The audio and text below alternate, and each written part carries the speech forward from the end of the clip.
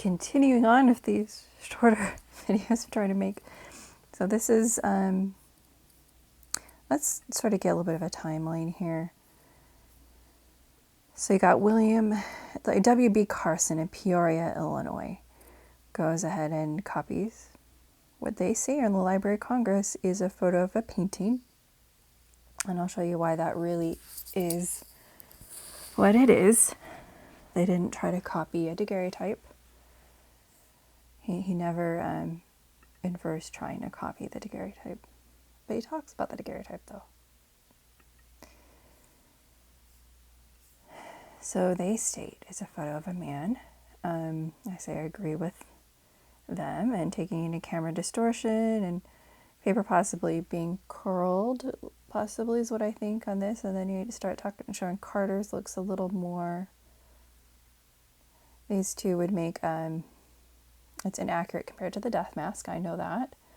Paintings as the paintings and photographs of the paintings are, anatomically speaking, the nose, as you've seen my other videos, it just lands a lot lower. Like if you're doing literal distances, it's like an inch lower than it shows on the death mask if it's flat. So studying W.C. Carter's photo, which you'll see below, I could always tell like it didn't look like a human face. I've said before. David Rogers didn't do it in 1840, he was 1842, but we're going to see, again, it was in 1910 that he says 1843. But his son states, in sending a photo to Salt Lake Tribune, that's all he did in 1879. He says it's just a photo of a painting. But in no way proves that he didn't have a picture of his dad's real face that he could have looked at and sustained or preserved the painting. If that makes sense. If some things had really faded from 1842 to 1879, we're looking at 37 years. Humidity in Emma's bedroom. They don't have air conditioning. She's opening a window and she's feet from the Mississippi River. So there's going to be damage to that painting. So they might have painted over the whole thing. That's why it looked uniform brush strokes. You think, oh, it would look less uniform if they painted over it. But if they painted over the whole thing, which I think they did. Anyway, but I don't think they created a whole new painting. We don't know how damaged it was. But anyway, here's where things get interesting. Okay, so that is dates here. This was July 25th, 1879. So July 1879, he's fully involved in getting this painting photographed. August 15th, 1879, not much longer, in an advertisement, prints for the only forward-facing painting, Joseph Smith. He says his dad specifically was 36. That's what it says in St. Herald. He's the editor. He's, of course, writing this because he's completely involved with that. Not even, okay, look at the date again. July 25th. This is like a week or two later. Couple weeks. But it's not even a full month later. That he is paid. Of course he's involved with it. He's benefiting and he's helping his direct family members be benefited in the sale of these copies. Anyway. He says his dad was 36. His dad died at 38 in 1844. Born 1805, December 1805. Okay, so the September 1842 painting, it makes sense. I think Emma just always said, I think he could have gotten confused with dates by 1910, as he's forgetting that Utah knows about that painting. He has some of his memories going. He's just like, hey, why don't you? Maybe he just didn't know that they cared and had copied it. Anyway, he would have been 36 in 1842. He turned 37 December 1842. So it wasn't an 1843 painting. And again, Lucien Foster's not there till 1844. And second point, the artist, he says, is from New York. So his dad's 36. The artist is from New York. David Rogers came from New York. And he painted Hiram Smith. So he's saying in 1879, in 1910, he says this is the same artist that painted My Uncle Hiram. Okay, that's again David Rogers from New York. But that's where things get a little bit weird. William Major, William B. McCarl, 1960, starts theorizing that he hears someone, like in 1930, it just like everyone who knew Joseph Smith from life literally was dead. It was in the newspaper. The last person that ever saw Joseph Smith alive had already died. It was in the newspaper when this kid that saw him on the street died. That was the news. The kid that last saw Joseph Smith alive on the street was already dead, and then someone says William Major painted that. So to be a good source, it's not, okay? William B. McCarl decides, oh, but everyone had said William Major had painted, that David Rogers had painted that, Junius F. Wells had seen Emma Smith in person. Anyway, this is such a complicated story. But William B. McCarl went to BYU.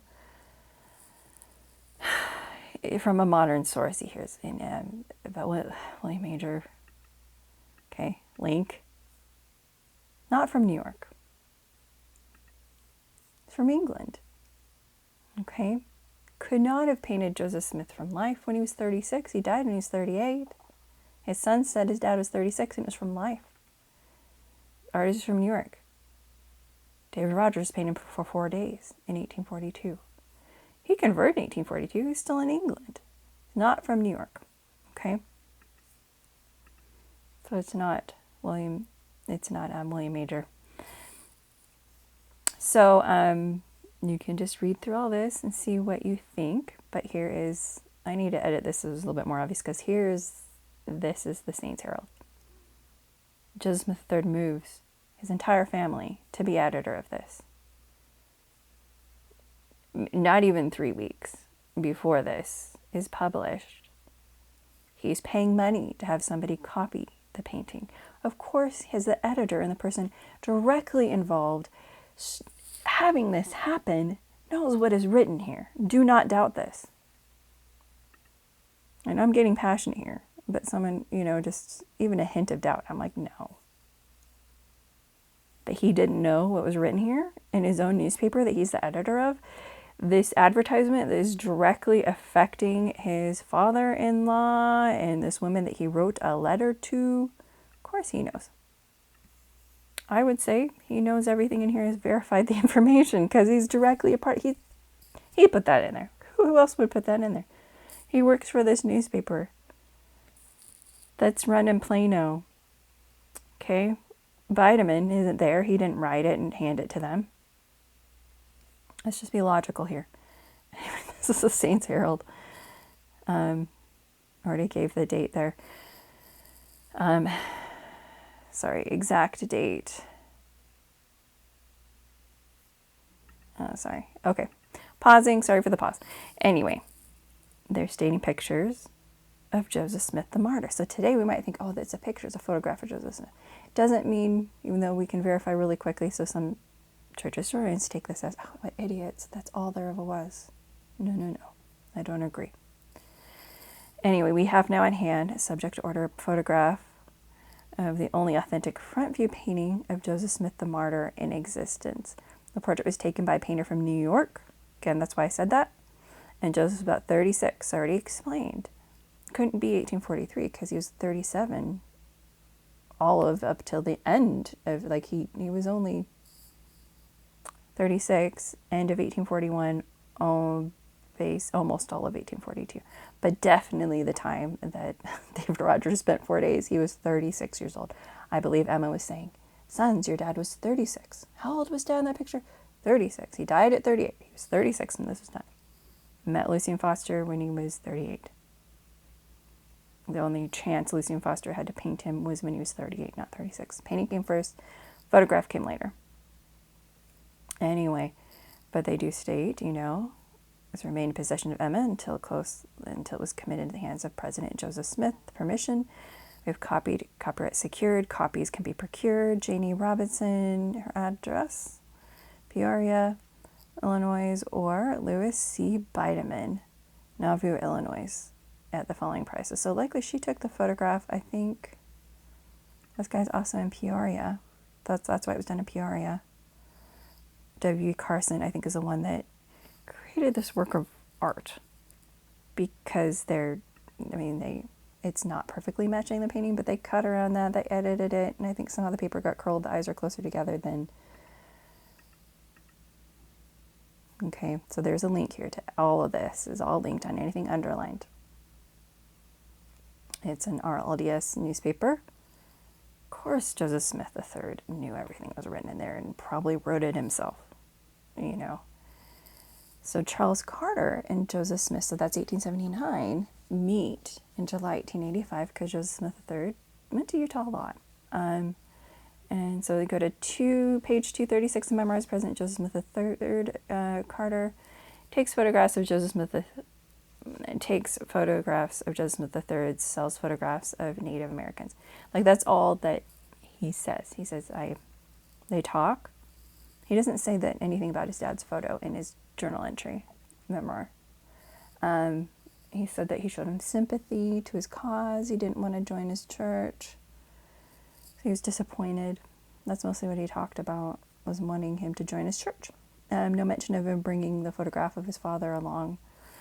But again, above 1879, he had been already selling photographs of that only forward-facing painting of his father. Done when his father was 36. He was alive. By August 1885, Carter is mentioned in the August 26, 1885 article in the Deseret News.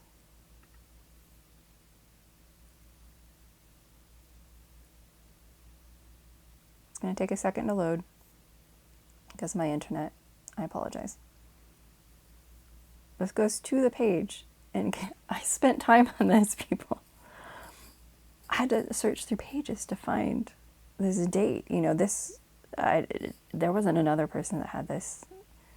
Church history department was going to send this to me, so.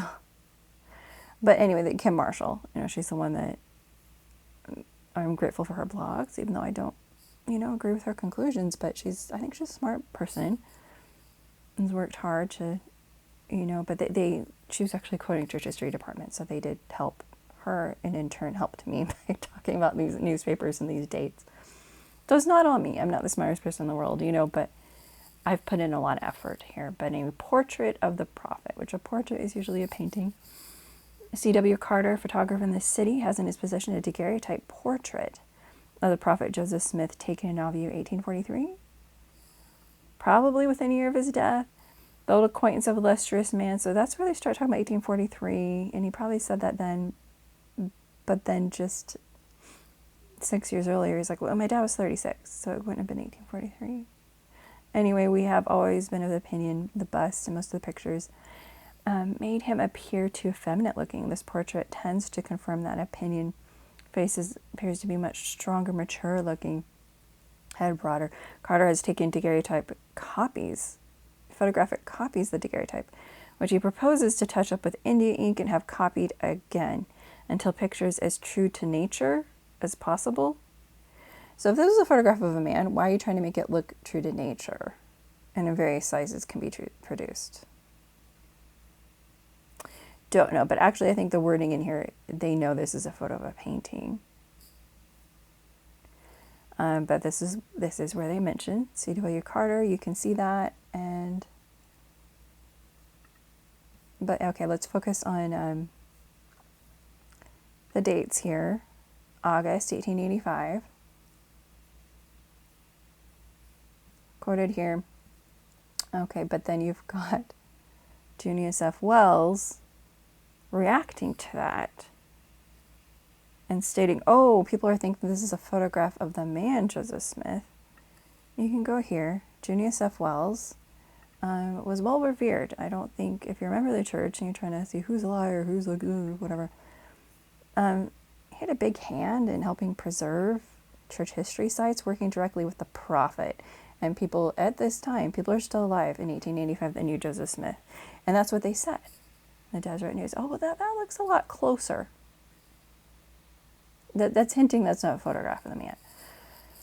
It's a photo of the painting. And that's what Joseph Smith III had in hand. Okay, and then he's stating here, going through all of this, you can just read that there, but you know, well, that was not a very good likeness of the prophet. It's only front view painting.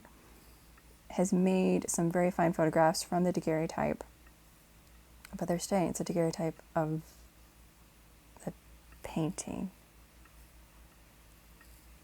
Okay, and so they're stating it purports to be a daguerreotype from life, but so far we've inquired that this portrait,